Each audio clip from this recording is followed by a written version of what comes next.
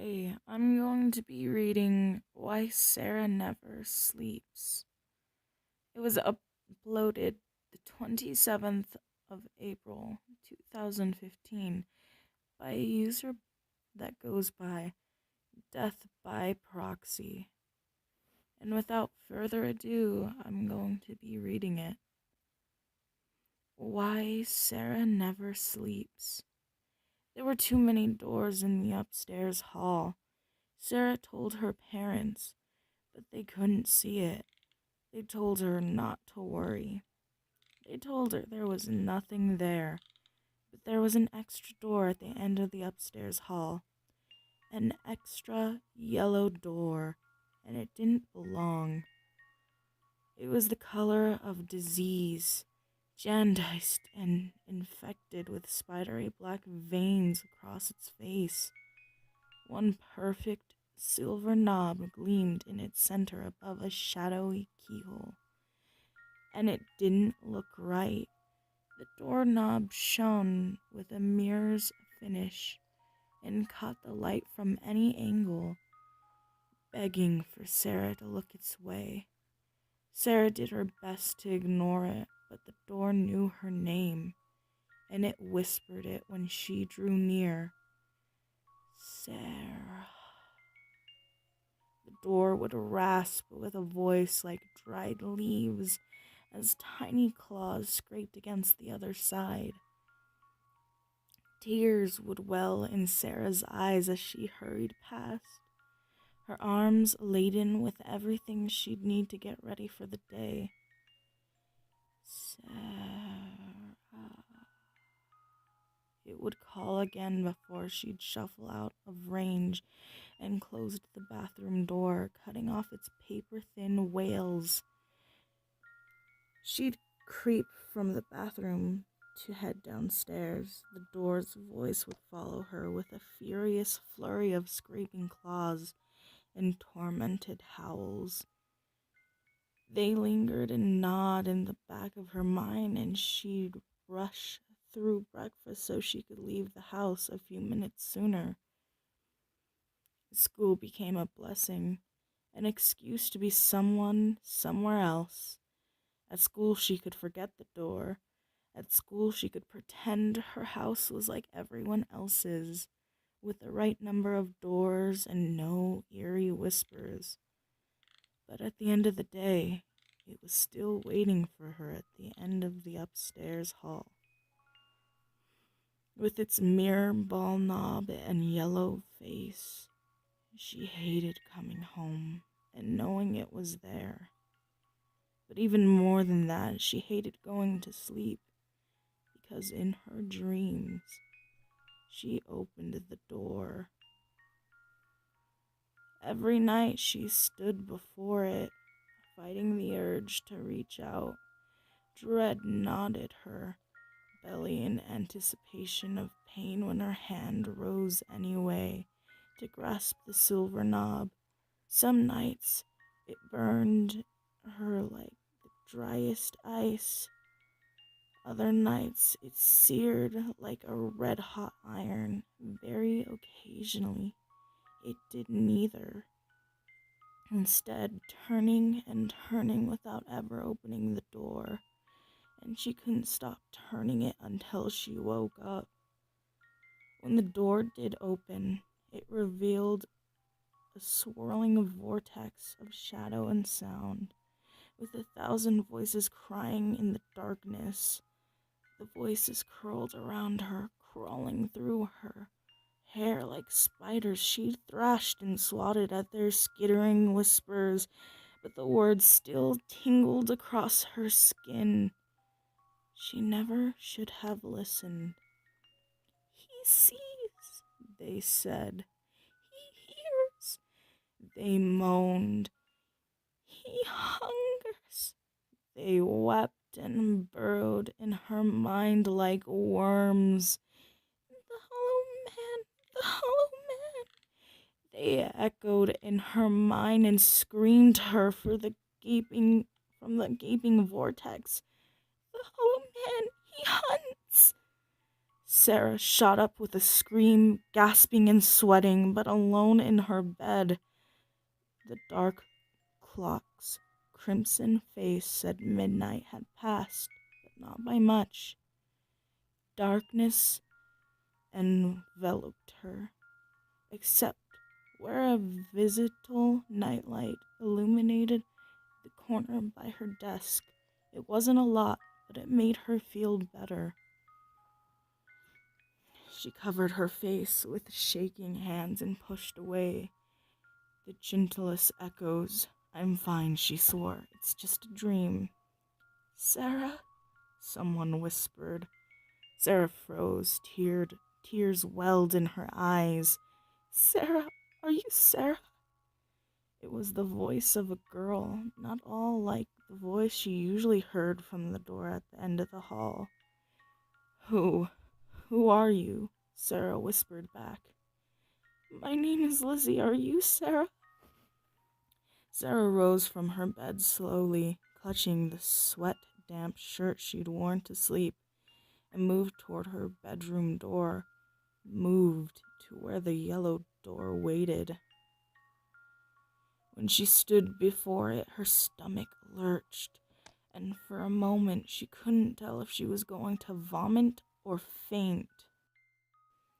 "Please," said in a young girl's voice. "Please, are you Sarah?" Sarah opened her mouth to respond, but her voice crackled when she couldn't find the breath to speak. Shaking all over, she struggled to calm down enough to answer. She pressed her palms to her cheeks and smeared away the tears as she forced herself to take a breath and speak. "Yes," she said at length, her voice tremulous and weak. "I'm Sarah. Please, let me in." The door's silvery knob shook violently, rattling as if locked and jolted by someone on the other side. "Let me in, Sarah, please. I can't stay in here. Please help me. Let me in." Sarah stared at the door in shock, backing away a moment before her knees buckled and she fell to the floor where she screamed. Level with the shadowy keyhole below the rattling knob, she stared directly into a very human eye. Wide and white with fear, it darted around as if searching through the hall, but seemed not to see her. Tears shimmered in the other eye as they shimmered and spilled from Sarah's, and the silver knob stilled, and the keyhole became a shadow, and Lizzie began to cry. "Please, Sarah," she pleaded. "He's almost here." "The Hollow Man?" Sarah whispered as a chill slithered up her spine. Lizzie sobbed quietly. Sarah scooted closer to the door, fear allowing room for tentative concern when the girl from the other side failed to respond. "Lizzie?" Silence came without warning, and concern became sharp fear again. "Lizzie!" Sarah sat up on her knees with both hands braced against the door.